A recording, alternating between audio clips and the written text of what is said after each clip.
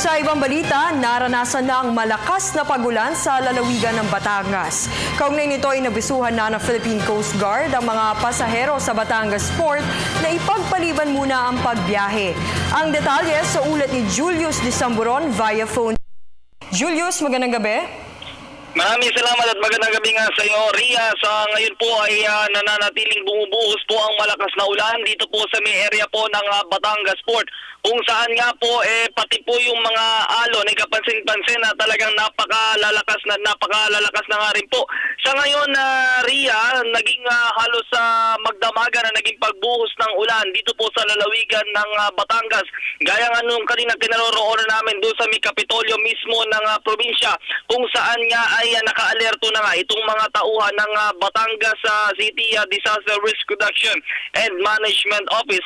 Kasabay nga ito ng pag-atas ni Batangas Santos Recto, kung saan pinakita din sa atin kanina yung mga gagamitin nilang mga pang-rescue equipments para na rin sakali magkaroon naman ng emergency ay agad silang makakaresponde.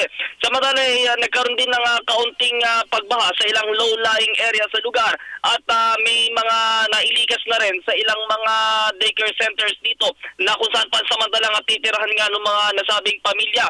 Patuloy din tayo ngayon magbabantay dito sa magiging epekto ng sama ng panahon, kung saan yung mga pasahero naman na sumasakay dito sa may area po ng Batangas Port ay inabisuhan na kung maaari ay ipagpaliban muna ang kanilang biyahe dahil nga po sa epekto ng sama.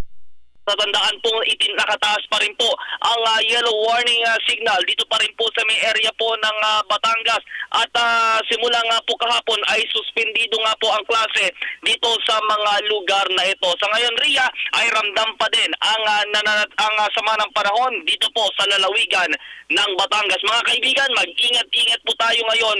Ngayong masama po ang panahon. Yan muna ang pinakauling mga ulat mula pa rin dito po sa may area po ng Batangas Port. Kasama si Barry Yumol, Julius Disamburon, Telebisyon ng Bayan.